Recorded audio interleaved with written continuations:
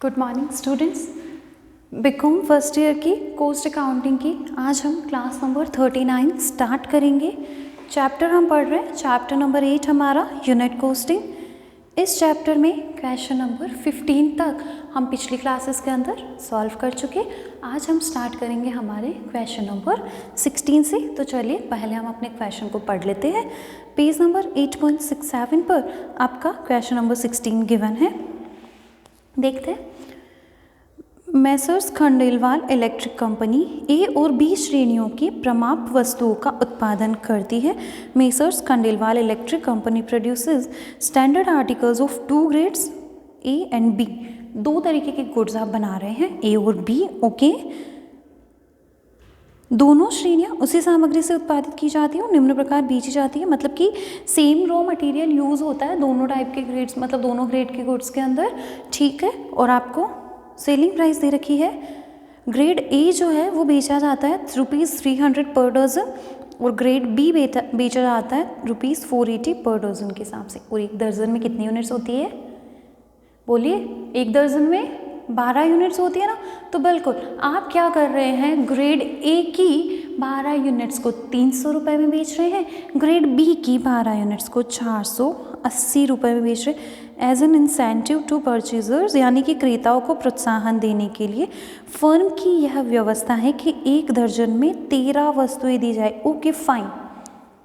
Generally एक दर्जन में 12 यूनिट्स आती है, लेकिन परचेजर्स को, क्रेताओं को प्रोत्साहित करने के लिए, मतलब एक तरीके से सेल प्रमोशन का एक जरिया है।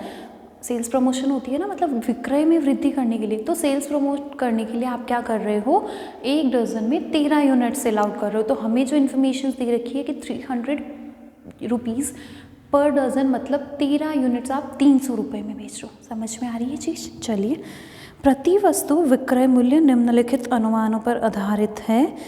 ये आपके जो आगे चीज़ें दे रखे हैं ना, ग्रेड ए और ग्रेड बी के लिए, ये एस्टिमेशंस है। और एस्टिमेशंस कैसे दे रखे हैं? तो raw material, direct wages, works overhead, तीनों का पर यूनिट आपको दे रखा है।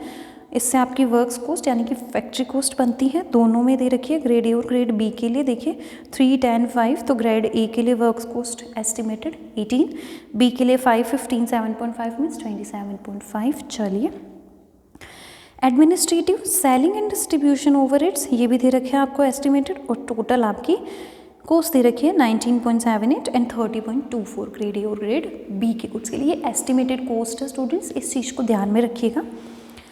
आगे बोल रहे हैं 31 मार्च 2015 को समाप्त होने वाले वर्ष के लिए लेखे तैयार किए और उसके बाद वास्तविक लागत निम्न प्रकार ज्ञात हुई है। एक्चुअल कॉस्ट इनकर्ड, आपकी एक्चुअल कॉस्ट कितनी इनकर हुई है वो आपको बता रखी है। देखिए, ग्रेड ए ग्रेड बी के लिए रॉ मटेरियल यूज 28,700, 28,400 दोनों के लिए दे रखी है। चलिए, लेबर कॉस्ट डायरेक्ट वो भी दोनों के लिए दे रखी है।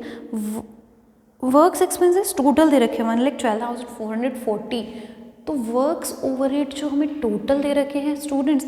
अब क्या होता है, सबसे पहली चीज़ कि अगर आगे हमें कोई इन्फॉर्मेशन हो कि वर्क्स ओवरहेड को किस रेशियो में बांटना है, then fine. Otherwise works overhead को वेजेस के रेशियो में लिया जाएगा। वर्क्स ओवरहेड को वेजेस के रेशियो में बांटा जाएगा। और आगे दे रखे administrative, selling and distribution expenses.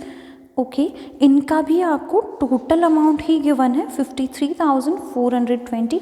अगर इसके लिए आगे कोई इन्फॉर्मेशन हो कि आपको ऑफिस ओवरहेड्स यानी एडमिनिस्ट्रेटिव ओवरहेड्स को किस रेशियो में डिस्ट्रीब्यूट करना है, तब तो फाइन। नहीं हो तो इसे वर्क्स कॉस्ट की रेशियो में डाला जाएगा। इसके लिए एक छोटा सा नोट हम लिखेंगे, अगर ज़रूरत पड़ी तो हो सकता है हम इन्फॉर्मेशन को पढ़ते हैं। क्वेश्चन आगे चलिए। आगे बोल रहे हैं वर्ष के दौरान ए और बी श्रेणी की सेल्स रही है 1,80,000 रुपये और 2,40,000 रुपये। चलिए ठीक है। 31 मार्च को, यानी कि 31 मार्च 2015 मतलब क्लोजिंग स्टॉक, जिसे फर्म की अनुमानित कारखाना लागत पर मूल्यांकित किया गया। ए के लिए 7,200, बी के लिए 16,500।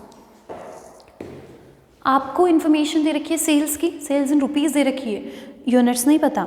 और बी में सेकंड इन्फॉर्मेशन जो आपकी है वो है क्लोजिंग स्टॉक की, वो भी रुपीज़ में दे रखी है, यूनिट्स नहीं पता।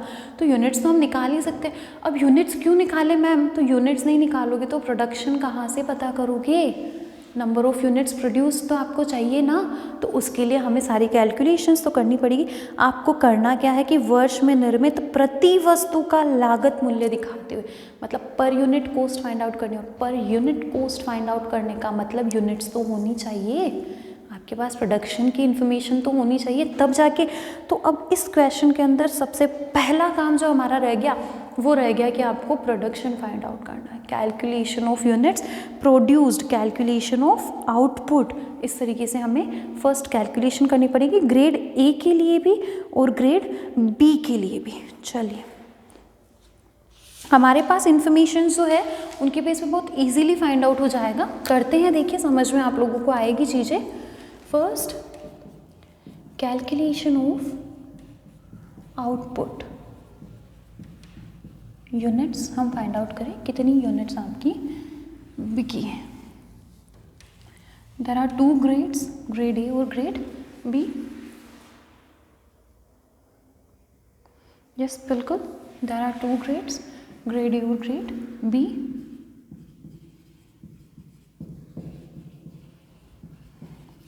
सबसे पहले देखिए स्टूडेंट्स, हमें इंफॉर्मेशन है सेल्स के बारे में, तो हम सबसे पहले तो सेल्स की यूनिट्स निकालें। तो कैसे निकाल सकते हैं सेल्स की यूनिट्स, कैसे हम फाइंड आउट करें सेल्स की यूनिट्स? तो हमारे पास सेल्स इन रुपीज़ दे रखी है, सेल्स इन रुपीज़।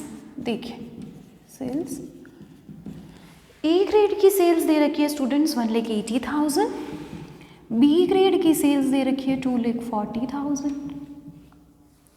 हमें दे रखी है सेलिंग प्राइस पर डजन, क्या दे रखा है? Selling price per dozen. तो वहाँ से हम नंबर ऑफ डजन तो फाइंड आउट कर सकते हैं ना। देखिए क्या दे रखा है, सेलिंग प्राइस पर डजन, यहाँ तो 300, और ग्रेड बी के लिए हमें सेलिंग प्राइस दे रखी थी स्टूडेंट्स पर डजन 480। तो नंबर ऑफ डजन सॉल्ट हमें पता चल जाएगा कि कितने डजन गुड्स आपने बेचे। तो नंबर ऑफ डजन सोल्ड कितना हो जाएगा? Number of dozen sold 1,80,000 divided by 300, 2,40,000 divided by 480। समझ में? तो 1,80,000 divided by 300 that is 600, 2,40,000 divided by 480 means 500 dozen आपने सेल आउट किया। क्लियर? डजन आया है, हमें यूनिट्स चाहिए, तो नंबर ऑफ यूनिट्स सोल्ड।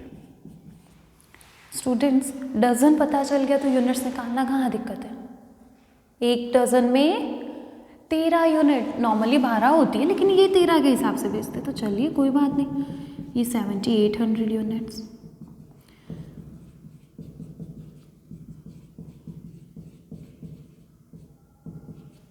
कोई प्रॉब्लम किसी को? कोई डाउट, कोई कंफ्यूजन? बहुत सिंपल, हमने नंबर ऑफ यूनिट सोल्ड तो निकाल ली। अब ओपनिंग स्टॉक जैसे तो कोई चीज़ है नहीं, लेकिन क्लोजिंग स्टॉक ज़रूर दे रखा है, हमें प्रोडक्शन पर पहुंचना है। ओपनिंग वगैरह कुछ नहीं, तो जो closing stock plus sales that will be our number of units produced. क्यों? क्योंकि आपने जितना उत्पादन किया उसमें से कुछ बेच दिया, कुछ रह गया, दैट इज ऑल। समझ में आ रही है चीज? अब हम फाइंड आउट करें number of units in closing stock. उसके लिए सबसे पहले, ये तो जैसे फर्स्ट कैलकुलेशन हो गई, सेकंड कैलकुलेशन अब हम कर रहे हैं क्लोजिंग स्टॉक। तो value of closing stock, value का मतलब ही रुपीस आ जाता है, वैल्यू ऑफ क्लोजिंग स्टॉक। देखिए कैसे आपने वैल्यूएशन कर रखा है क्लोजिंग स्टॉक का, तो आपको बता रहे हैं कि 31 मार्च 2015 को स्टॉक इन हैंड आपका है 7,200 और 16,500। फाइन, यहाँ तक कोई प्रॉब्लम? दे रखा है ना, सिंपल। और साथ में बोला है कि क्लोजिंग स्टॉक का वैल्यूएशन आपकी एस्टिमेटेड वर्क्स कॉस्ट पर क्या आ गया है, तो आप यहाँ लिखें estimated works cost per unit. Per unit आपकी एस्टिमेटेड वर्क्स कॉस्ट कितनी है? तो एस्टिमेटेड कॉस्ट हमें क्वेश्चन के अंदर स्टार्टिंग में ही दे रखी थी, ए की थी 18, बी की है 27.5। एक यूनिट का वैल्यूएशन 18 रुपये पर करते हो और आपने टोटल वैल्यूएशन 7200 को कर रखा है, तो ये कितनी यूनिट्स हुई? बहुत सिंपल है ना, अब तो फाइंड आउट करना। तो चलिए, number of units in closing stock, एक यूनिट की कीमत 18, तो 7200 कितनी यूनिट्स की होगी? इसी तरह 16,500 रुपये टोटल, पर यूनिट इतना, तो नंबर ऑफ यूनिट्स आपके पास आ जाएगी 7200 divided by 18, that is 400 units, और 16,500 divided by 27.5 is equals to 600 units. अब हमें नंबर ऑफ यूनिट्स प्रोड्यूस्ड अगर निकालनी है तो कोई प्रॉब्लम है क्या? आई डोंट थिंक अब कोई प्रॉब्लम है। आपके पास सेल्स है, आपके पास क्लोजिंग स्टॉक है, sales plus closing stock 8200 units का आउटपुट रहा ग्रेड ए में, और ग्रेड बी में 7100 यूनिट्स का आपका आउटपुट रहा है। आई चीज़ समझ में? क्या किया अभी तक हमने सिर्फ नंबर ऑफ यूनिट्स निकाली है। अब इन यूनिट्स के लिए हमें टोटल कॉस्ट फाइंड आउट करनी है। यहाँ तक समझ में आ गया? अब बस बिल्कुल आगे बहुत सिंपल क्वेश्चन हमारा सॉल्व होगा। यहाँ तक एकदम क्लियर सबको? ओके, चलिए नेक्स्ट हम स्टार्ट करते हैं आगे की हमारी कैलकुलेशन। यही बना लेते हैं हमारा स्टेटमेंट ऑफ कॉस्ट दोनों ग्रेड के लिए, तो 2 कॉलम बन जाएंगे हमारे स्टेटमेंट के अंदर भी। एक सेकेंड, पर यूनिट कॉस्ट पूछा गया है, बिल्कुल, तो फिर 4 कॉलम्स बनाएंगे यहाँ पे।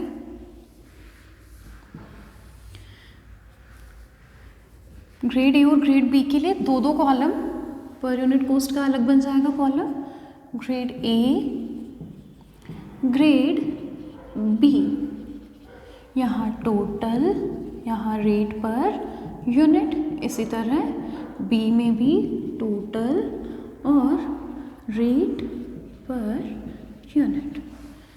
देखिए मटेरियल लेबर तो डायरेक्ट दे ही रखा है हमें, उसे लिखेंगे।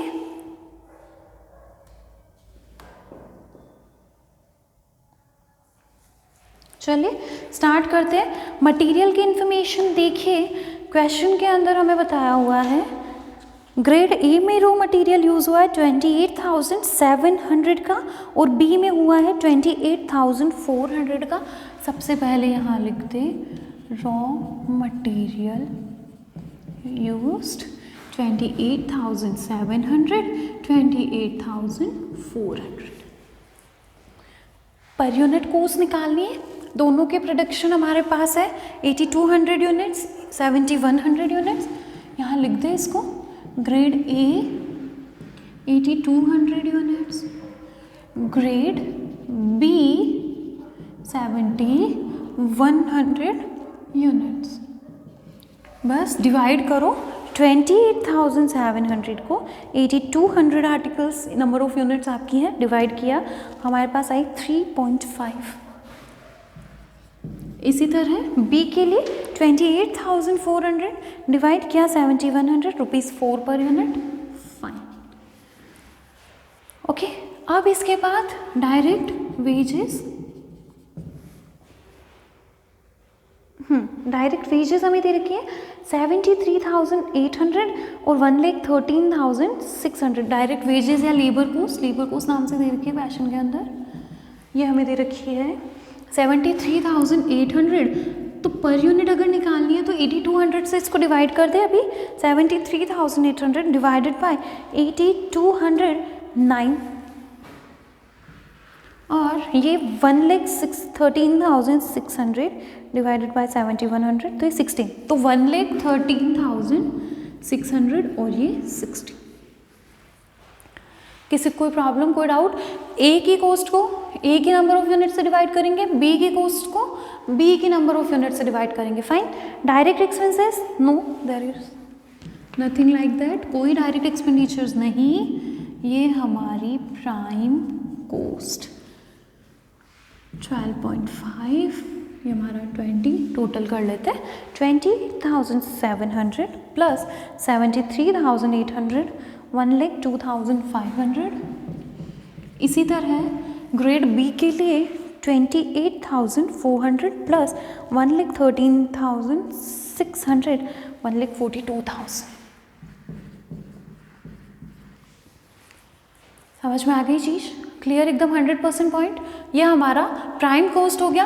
अब यहाँ हम ऐड करते हैं क्या, फैक्ट्री ओवरहेड या वर्क्स ओवरहेड, जो भी इन्हें हम कहें।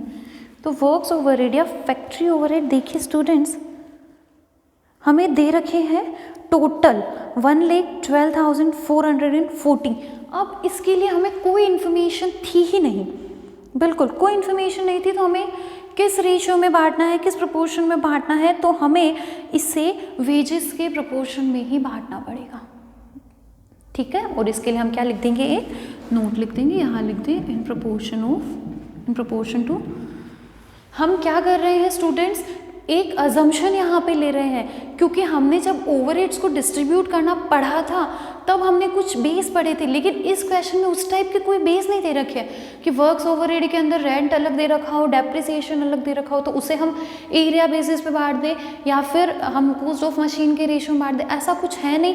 तो अभी तक जनरली जो एब्जॉर्प्शन रहता है ना ओवरहेड का, मतलब फैक्ट्री ओवरहेड का जो एब्जॉर्प्शन है वो वेजेस पर ही रहता है। अभी तक हमने इतने क्वेश्चंस भी किए हैं, ज़्यादातर क्वेश्चंस में फैक्ट्री ओवरहेड का एब्जॉर्प्शन वेजेस के एक फिक्स परसेंटेज के रूप में होता है, और हमारे जो ऑफिस ओवरहेड है उनका वर्क्स कॉस्ट के परसेंटेज के रूप में रहता है। तो इसीलिए प्रोपोर्शन टू वेजेस, और आपका रेशियो क्या हो जाएगा वेजेस का, इसको शॉर्ट करना चाहे तो करें, अदरवाइज 738:1136 इस रेशियो में बांट सकते हैं। वैसे कैलकुलेटर है हमारे पास तो हम कर सकते हैं। कितने आपके टोटल ओवरहेड, 1,12,440, कितने 1,12,440, उनको आपको इस रेशियो में बांटना है। तो चलिए बांट देते हैं।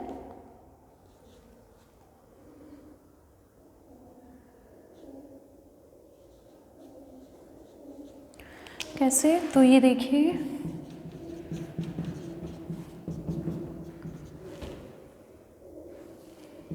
ये तो हो जाएगा ए के लिए, और इसी तरह बी के लिए करना है तो 1136 डिवाइडेड बाई 1874 इंटू 1,12,440। समझ में आई चीज़? इस तरीके से हम कैलकुलेटर के अंदर सॉल्व करके वेजेस को बांट दें। तो चलिए करते हैं, ये लिखने वाली चीज़ नहीं है क्वेश्चन में। तो ग्रेड ए के लिए हमारी आ गई वर्क्स ओवरहेड की अमाउंट 44,280। इसी तरह ग्रेड बी की भी कैलकुलेशन हम कर ले, 68,160। That's all.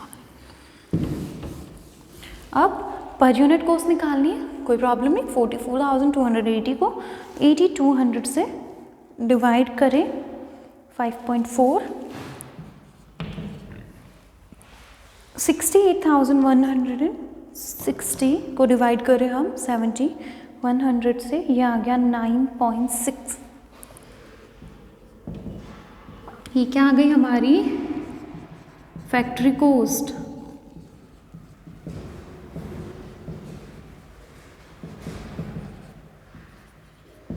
टोटल कर लेते हैं, 1,02,500 प्लस 44,280, 1,46,780।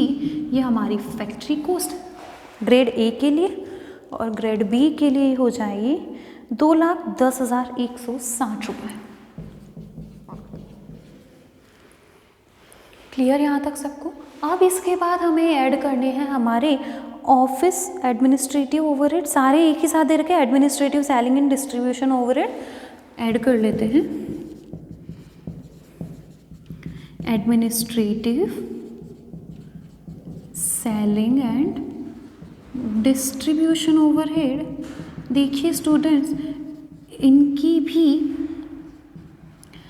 कोई रेशियो हमें नहीं दे रखा है, तो ये किस रेशियो में चले जाएंगे, in proportion to factory cost, और फैक्ट्री कॉस्ट का परसेंटेज या रेशियो क्या, तो 14678:21016। That's all.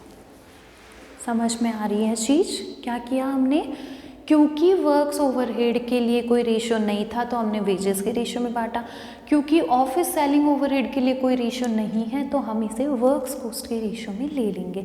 बस टोटल अमाउंट हमारी दे रखी है 53,540, डिवाइड कर देते हैं, डिस्ट्रीब्यूट कर देते हैं दोनों ही ए और बी के अंदर। तो 53,540 को 14,678 के हिसाब से हो गया 22,020 रुपये। ये हमारा ग्रेड ए के लिए आ जाएगा ना डिस्ट्रीब्यूट करना। तो जैसे अभी हमने इनको किया बिल्कुल वैसे ही करना है। और 53,540 21,016 के रेशियो में जाएगा तो ये आएगा 31,520।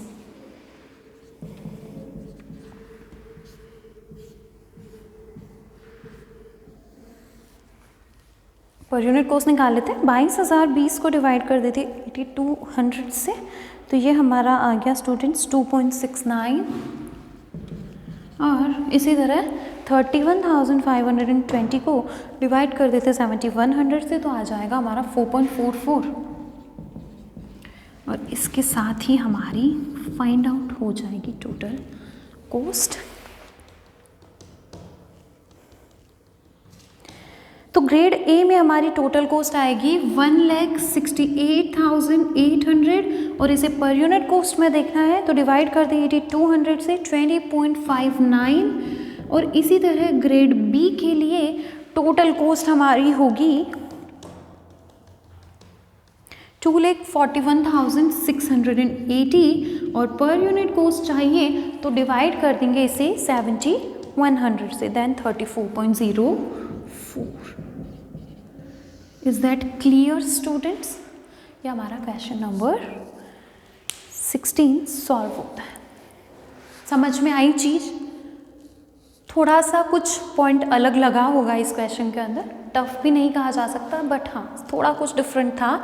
इस तरीके की कैलकुलेशन हमने पहले कभी नहीं की। और ये जो अजम्पशंस हमने लिए हैं सिर्फ एक छोटा सा नोट डालना है कि सूचना के अभाव में फैक्ट्री ओवरहेड को मजदूरी के अनुपात में और ऑफिस ओवरहेड को हमने फैक्ट्री कॉस्ट यानी कि कारखाना लागत के अनुपात में बांटा है। That's all.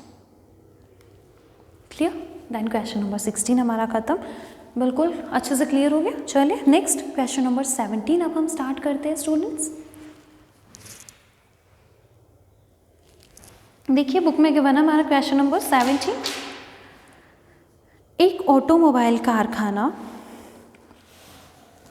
उनके सितंबर माह के लिए लेखा पुस्तकों से, देखिए जो अभी मैंने इस क्वेश्चन में नोट बताया ना, इसके अंदर आपको जो क्वेश्चन के लास्ट में हिंट दिया हुआ है ना क्वेश्चन नंबर 16 के आंसर के साथ, वो ही हिंट आपका वर्किंग नोट या नोट हम इसे लिखेंगे। देखिए जैसे works expenses allocated in proportion to wages and other expenses in proportion to works cost in absence of any other information, works overhead are allocated in proportion to wages and other overheads are allocated in proportion to works cost. बिल्कुल simple सा ये note आपको डाल देना है। चलिए question number 17 पढ़ते हैं। एक ऑटोमोबाइल कारखाने के सितंबर माह के लिए लेखा पुस्तकों से प्राप्त निम्नलिखित आंकड़ों से लागत सूची के आकार में तैयार मोटर की प्रति इकाई लागत ज्ञात कीजिए। आपको per unit cost find out करनी है। Okay, cost of a complete motor car आपको फाइंड आउट करनी है। इन्फॉर्मेशन दे रखी है एक महीने की। ओपनिंग बैलेंस ऑन 1 सितंबर 2015 आपको क्या दिया गया? Semi manufactured materials 100 tons at rupees 550 per ton, sorry 8 rupees 50 पर टन, 100 यूनिट्स 8 रुपीज़ 50 पर टन। ठीक है, नेक्स्ट आगे आपको दिया हुआ है, देखिए नेक्स्ट आपको डायरेक्ट लेबर कॉस्ट दे रखी है। तो चलिए देखते हैं। डायरेक्ट लेबर कॉस्ट आपको दे रखी है क्वेश्चन के अंदर। Direct labour cost incurred 8 rupees 550 per ton. Question के अंदर देखिए 50 पर टन दे रखा है, इसको आप करेक्ट कर लीजिए, 550 पर टन है। तो semi manufactured materials 100 tons 8 rupees 500 per ton. Direct labour cost 8 rupees 550 per ton. इसके बाद ओवरहेड से रखे हैं fixed 50%, variable 100% on direct labour cost, यानी कि लेबर कॉस्ट का ये ऊपर जो आपको लेबर कॉस्ट दे रखी है ना 8 रुपीज़ 550 पर टन, उस लेबर कॉस्ट का 50% फिक्स्ड ओवरहेड एंड 100% आपका वेरिएबल ओवरहेड। तो ये सारा कुछ मिलके क्या बना? WIP work in progress, semi manufactured goods means work in progress. चलिए, मिसलिनियस कंपोनेंट्स ऑन 1 सितंबर वैल्यू डेट 20,000। ओके, कंपोनेंट्स आपको दे रखी है कुछ अदर, ओपनिंग बैलेंस दे रखा है इनका 20,000, 1 सितंबर को है ना opening. Expenditures incurred during the month of सितंबर, क्या दिया है, मटीरियल्स ड्रॉन, आपके मटीरियल आया है नया 200 टन्स ₹8 600 पर टन, 6,000 रुपये की कॉस्ट, 600 रुपये की कॉस्ट पर आपका 200 टन मटेरियल आया है, ठीक है। कंपोनेंट्स नए आप लाए हैं 1 लाख रुपए के, और डायरेक्ट लेबर कोस्ट देखिए क्या दे रखी है, 400 main ₹8 50 per day for 30 days, 400 लोग 50 रुपये पर डे के हिसाब से काम कर रहे हैं 30 दिन तक, और 800 main ₹8 25 per day for 35 days, 800 लोग 25 दिन के लिए काम करेंगे, 25 रुपये प्रतिदिन के हिसाब से काम करेंगे, 30 दिन काम करेंगे। 2 टाइप की लेबर कॉस्ट है। Overhead charges fixed 100% on direct labour and variable 150% of direct labour cost, ठीक है। लेबर कॉस्ट आ जाएगी, उसका 100-150 ओवरहेड लगा देंगे। वैल्यू ऑन 30 सितंबर 2015, 30 सितंबर को बैलेंस ऑफ मटीरियल्स ड्रॉन निल, कोई क्लोजिंग बैलेंस ऑफ मटेरियल नहीं है। कंपोनेंट्स नोट यूटिलाइज 20,000, यानी कि कंपोनेंट्स का क्लोजिंग बैलेंस 20,000। देखिए, मटेरियल के ओपनिंग क्लोजिंग बैलेंसेस सब कुछ दे रखे हैं, कंपोनेंट्स के ओपनिंग क्लोजिंग सब कुछ दे रखे हैं, तो हम फाइंड आउट करेंगे ना मटेरियल कंज्यूम्ड, कंपोनेंट्स कंज्यूम्ड, ठीक है। आगे आपको इन्फॉर्मेशन है, भंडार गृह को लौटाई गई अवशेष सामग्री 100 रुपये प्रति टन के हिसाब से 50 टन थी, यानी कि आपने रिटर्न किया है कुछ, ठीक है। ये स्क्रैप की तरह से था और ये स्क्रैप आपने रिटर्न कर दिया है, तो इस स्क्रैप को हम लेस कर देंगे हमारे मटेरियल कंज्यूम में से 5,000 का। 30 सितंबर को कोई भी क्लोजिंग स्टॉक ऑफ WIP नहीं था, और जो आपकी मोटर कार्स प्रोड्यूस हुई है, जो कंप्लीटेड मोटर कार्स थी वो 25 थी। आपको फाइंड आउट करनी है कॉस्ट पर मोटर कार। देखो स्टूडेंट्स, ये क्वेश्चन बहुत डिफरेंट सा है, टफ मैं इसको नहीं कह रही हूँ, पर कुछ अलग हमारा जो अभी तक का फॉर्मेट चल रहा था उसी फॉर्मेट में लगभग हम ट्राई करेंगे इस क्वेश्चन को सॉल्व करने की। थोड़ा सा फॉर्मेट में कहीं कोई चेंज हो सकता है, हमें तो समझना ये है कि हमें एक कार बनाने में कितना खर्चा लगा ये पता करना है। अब कार बनाने में जो खर्चे हो रहे हैं ना, वो किस किस रूप में हो रहे हैं, तो मटीरियल के फॉर्म में हो रहे हैं, कुछ कॉम्पोनेंट्स उसमें लग रहे हैं, कुछ लेबर की कॉस्ट है, और एक कुछ ओपनिंग WIP भी आपका, ये सब कुछ मिलकर आपकी कार की टोटल कॉस्ट आने वाली। स्टार्ट करें, सबसे पहले मटेरियल कंज्यूम्ड ही निकाल लेते हैं। चलिए स्टार्ट करते हैं।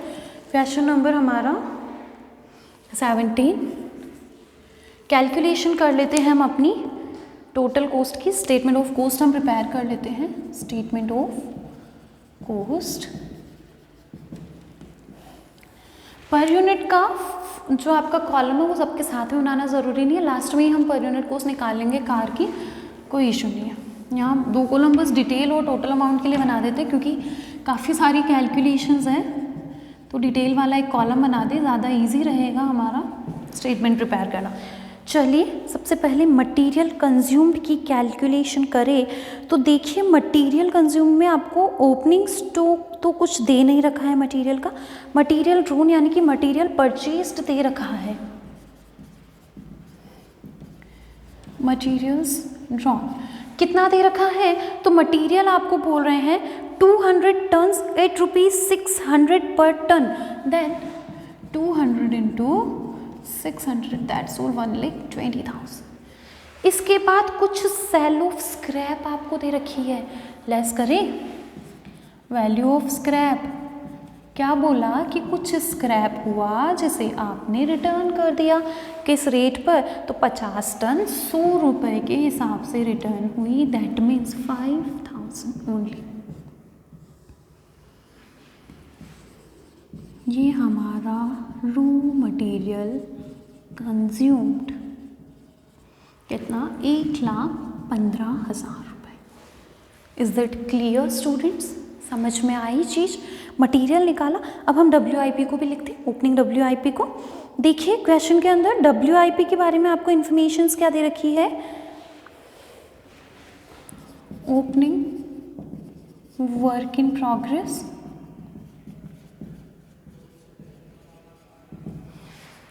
इसमें मटेरियल दे रखा है सेमी मैन्युफैक्चर्ड मटेरियल्स, लिखे, एक कैलकुलेशन ही हो गई, सेकंड ये कर रहे हैं हम, सेमी मैन्युफैक्चर्ड मटेरियल कितना दिया है, देखिए स्टूडेंट्स बोल रहे हैं 100 टन्स एट ₹500 पर टन्स, 100 इंटू 500 मीन्स 50,000।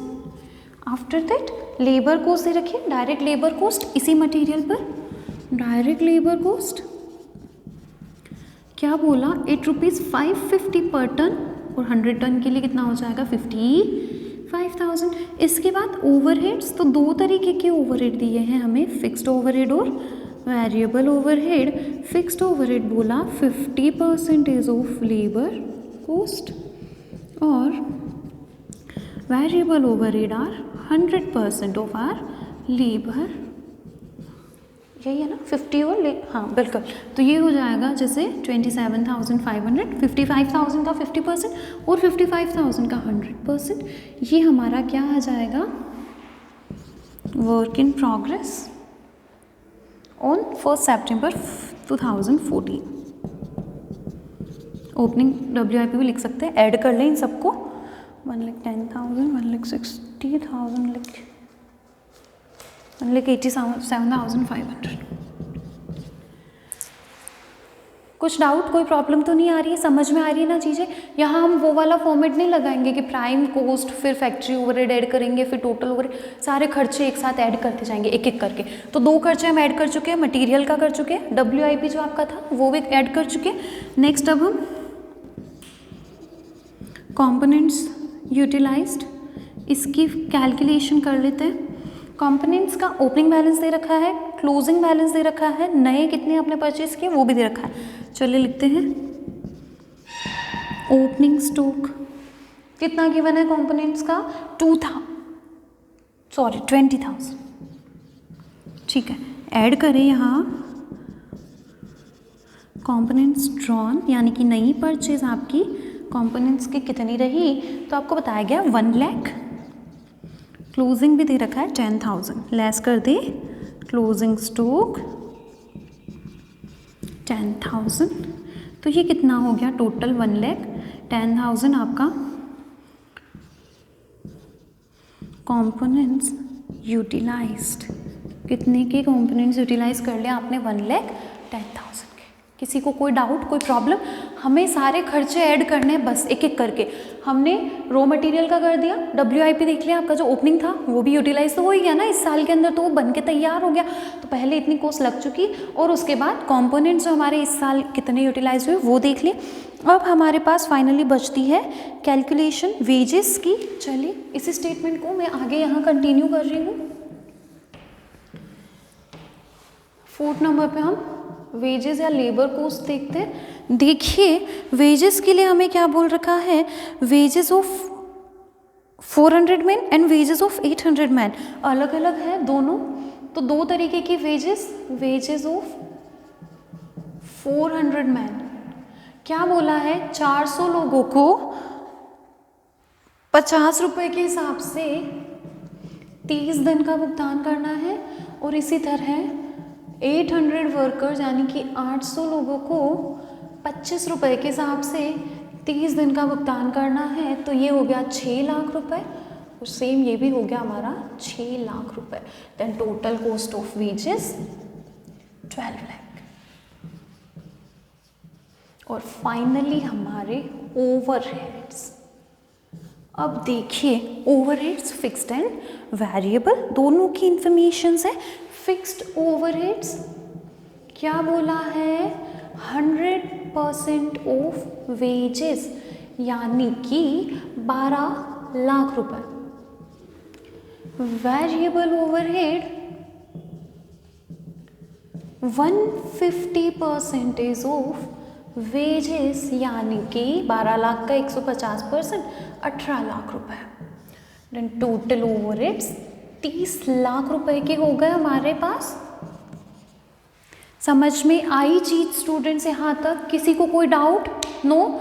हमने पहले मटेरियल देखा कितना कंज्यूम हुआ, एक खर्चा हमारा ये, एक खर्चा हमारा ओपनिंग WIP का, कॉस्ट ही तो है ना WIP, मतलब अभी तक आप इतना खर्चा कर चुके हो, तो वो सब भी, तो वो जो कार, जिन कार्स पर आपने ये खर्चा किया है वो कार इन 25 के अंदर ही तो इंक्लूड होगी। उसके बाद आपने देखा कितने कंपोनेंट्स आपके दूसरे यूटिलाइज हुए, कितने आपके वेजेस लगे, कितने आपके ओवरहेड, देन हमारी फाइनली क्या फाइंड आउट हो जाएगी, टोटल कॉस्ट। बस इन सब की लगा लो टोटल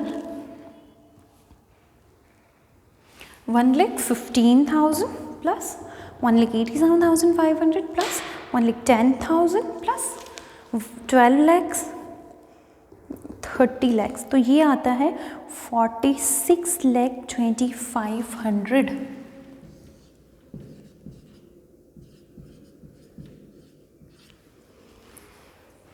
समझ में आई? अब नंबर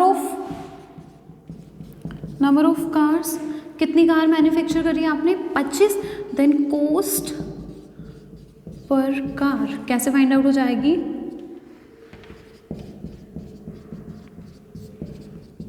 पता है ना, 25 कारों का उत्पादन हुआ, कंप्लीटेड कार्स आपकी 25 है, तो इसको डिवाइड कर दो 25 से, ये आता है 1,84,100, ये आपका आंसर। आई चीज समझ में आया?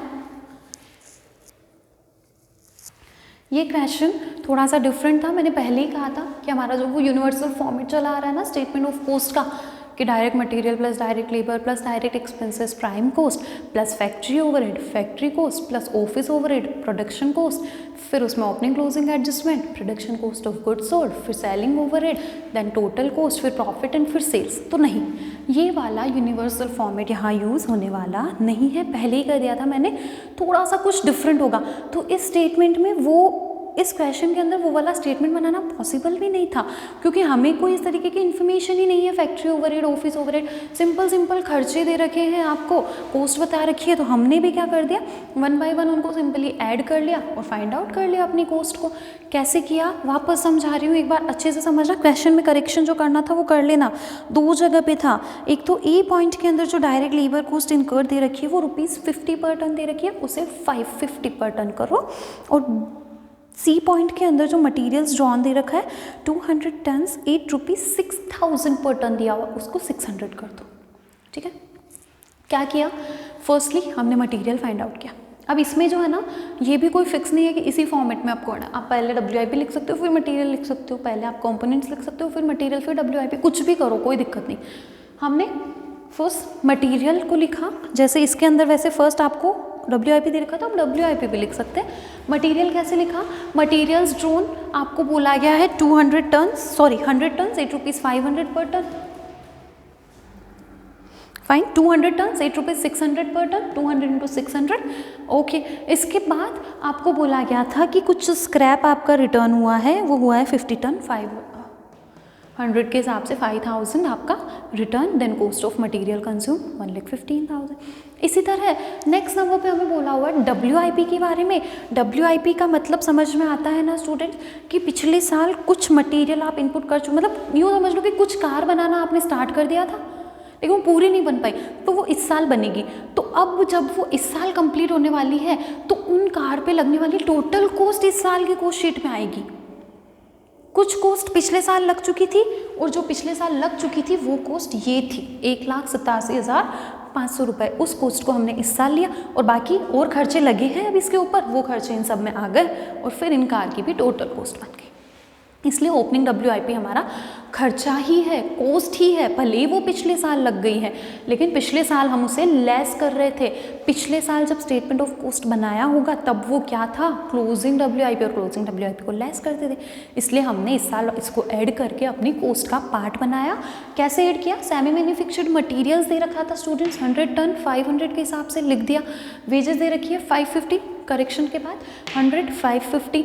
इसके बाद आपको ओवरहेड्स की इन्फॉर्मेशन है कि फिक्स्ड ओवरहेड 50% लेबर कॉस्ट का और वेरिएबल ओवरहेड 100% लेबर कॉस्ट का, तो ये WIP आ गई ओपनिंग 1 सितंबर 2014 पर। इसके बाद कंपोनेंट्स यूटिलाइज्ड आपको दे रखे, देखिए ओपनिंग स्टॉक दे रखा है। कंपोनेंट्स मतलब कुछ वो जो कार में यूज़ आते हैं कंपोनेंट्स वही कुछ, तो वो भी आपका मटेरियल जैसा ही होता है।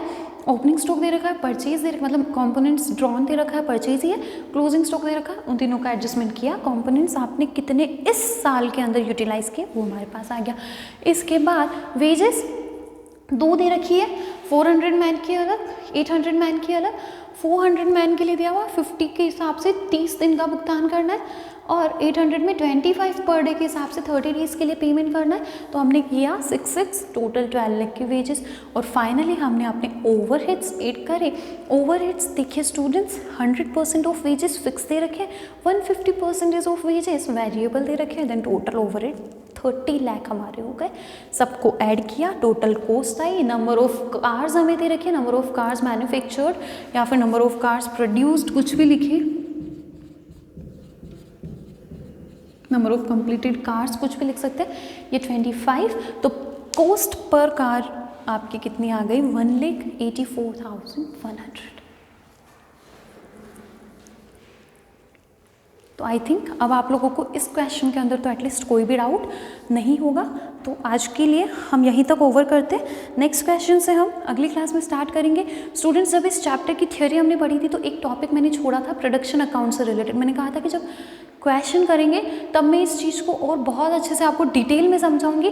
तो अगली क्लास में पहले तो हम प्रोडक्शन अकाउंट की थ्योरी को पढ़ेंगे, समझेंगे कि प्रोडक्शन अकाउंट्स किस तरीके से प्रिपेयर किए जाते हैं, फिर हम अपने प्रोडक्शन अकाउंट्स को प्रिपेयर करेंगे। ओके, तो चलिए आगे के क्वेश्चंस नेक्स्ट क्लास से कंटिन्यू करेंगे। इन क्वेश्चंस को पढ़िए, समझिए। अब चैप्टर भी हमारा ख़त्म होने वाला है, बहुत ज़्यादा क्वेश्चंस अब नहीं बचे हैं, लगभग 7-8 क्वेश्चन बचे हैं। तो अगली 2 या 3 क्लासेस में हम अपने इस चैप्टर को ओवर करेंगे। तब तक अभी तक जो हमने क्वेश्चन नंबर 17 तक क्वेश्चन किए हैं वापस से सॉल्व करो, समझो। कोई डाउट आता है आप मुझसे पूछ सकते हैं, नो प्रॉब्लम। इसके बाद नेक्स्ट क्लास में हम प्रोडक्शन अकाउंट बनाना सीखेंगे और आगे के क्वेश्चन सॉल्व करेंगे। Okay, thank you.